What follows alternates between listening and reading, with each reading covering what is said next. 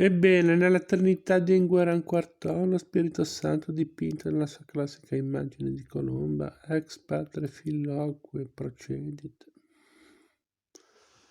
Procede cioè nello stesso modo del padre e dal figlio. La bianca alla destra della colomba tocca la bocca del padre e alla sinistra la bocca del figlio.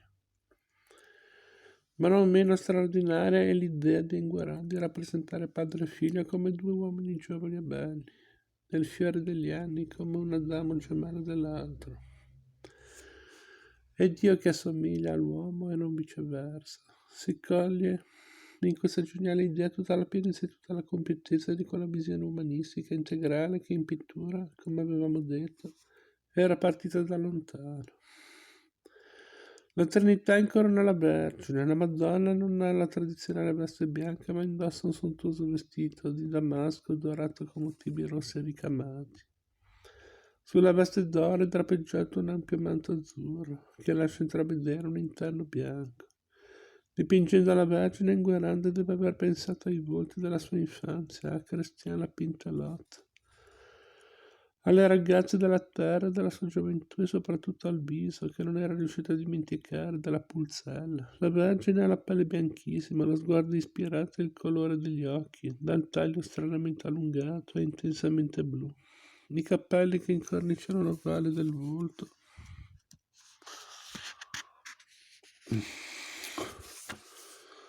tendono al rosso, come era abbastanza normale nelle donne di Piccardia. La bocca è di un bel vermiglio, ben modellata, il naso elegante, la testa leggermente reclinata, al volto un'espressione di umiltà e forse di mestizia, come se la Madonna ad occhi chiusi compattisse i peccati del mondo guardandoli dall'infinito. L'ovale perfetto del viso è turbato dalla leggera rotondità del mento, che invece di danneggiare la bellezza del volto con un difetto inatteso, lo completa conferendogli una misteriosa dolcezza, una specie di divina tenerezza. La Madonna, la Trinità, i cherubini blu, i serafini rossi, i santi, i papi cardinali, gli ecclesiastici, i re, gli imperatori, i nobili, la borghesia, il popolo, il clero, la terra, l'Occidente, l'Oriente, Roma e Gerusalemme. Il mare, i monti, il purgatorio, l'inferno, il paradiso, la croce, le anime, sono i tasselli che compongono un unico pensiero e che realizzano nell'insieme e nel dettaglio quella sintesi dell'infinitamente piccolo con l'infinitamente grande, che costituisce la cifra più alta della pittura fiamminga, ma rispetto al suo vertice è l'agnello mistico di Yamaneika, con il quale il parallelo non è peregrino. Bisogna riconoscere che il coronamento è pervaso da una luce diversa e particolare, la luce che pervade i quadri di Enguerrand Quartone e che costituisce una componente del suo stile, non è quella chiara, trasparente e fredda dei cieli del nord. La luce dei dipinti di Scampino, di Van Eyck, di Van der Weyden, di Fouché, di Petrus Christus, di Dietrich Bouts, di David, di Van der Goes, eccetera, ma è una luce più calda, più morbida, meno aggressiva. È la luce della Provenza. 18. La pietà da Villeneuve-les Avignon. Jean de Montagnac decise di partire per un lungo viaggio, forse in Italia, a Roma, per il giubileo del 1450, scusate. Oppure per la Terra Santa, oppure prima in Italia e poi in Terra Santa a Gerusalemme. Come era consuetudine quando ci si apprestava a un lungo e rischioso viaggio. Anche il canonico de Montagnac fece testamento e a questo scopo il 27 marzo 1449 andò dal notaio Jean Maltais di Avignone. Nel suo atto di ultima volontà dichiara di voler essere sepolto non già nella chiesa di Sant'Agricola, ma nella certosa di Villeneuve-les Avignon, e che avrebbe desiderato che sulla sua tomba venisse appesa una grande tavola epitafio, nella quale lui stesso fosse presentata alla Madonna da Sant'Agricola. Prima di partire, o forse appena tornato dal viaggio, commissionò il dipinto al mastro Inguarrande, il suo pittore di fiducia, con il quale sin dal tempo del coronamento si era sempre trovato in piena sintonia. Il capolavoro è ora uno dei gioielli del Louvre. Si tratta di una tavola di noce di 195 cm di altezza per 255 di larghezza. Al centro la Madonna, con la testa reclinata, le mani giunte in preghiera, tiene sulle ginocchia il figlio defunto. Guardando il quadro alla sinistra della Madonna, San Giovanni leva dalla fronte del Cristo la corona di spine.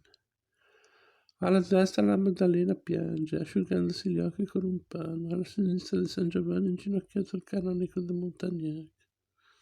Il quadro, prima della rivoluzione francese, era stato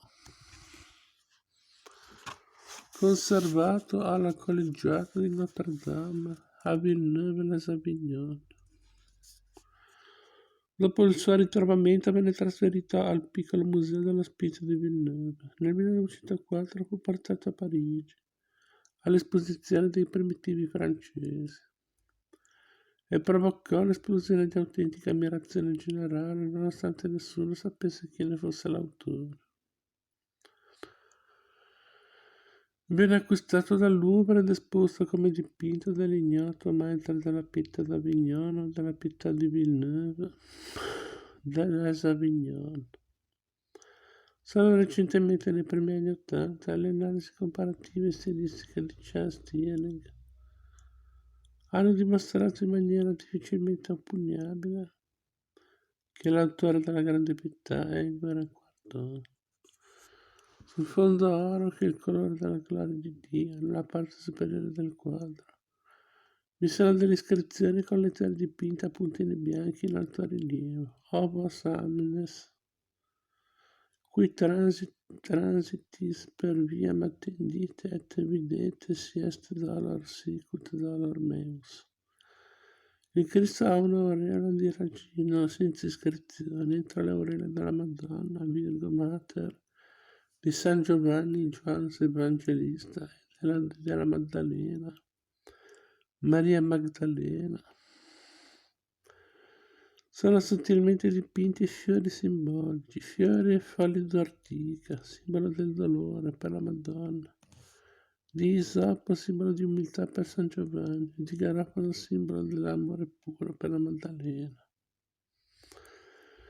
Sempre sullo sfondo del cielo d'oro si intravedono le cupole e i lanternoni di un'immaginaria schiera del Santo Sepolcro.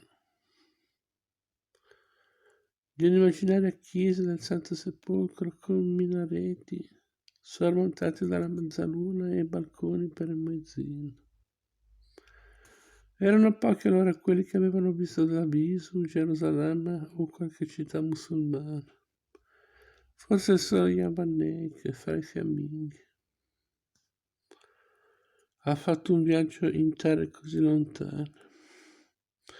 Certamente non è inguarrante, è da notare che la Vergine con le mani giunte, astratta nella sua preghiera, che domina il dolore dinanzi al figlio deposto dalla croce, corrisponde a una concezione molto severa ed elevata della pietà, che è tipica del nord Europa, mentre l'iconografia meridionale e italiana in particolare sottolinea l'aspetto poetico del dolore, patetico del dolore, scusate, e della disperazione della madre sconsolata.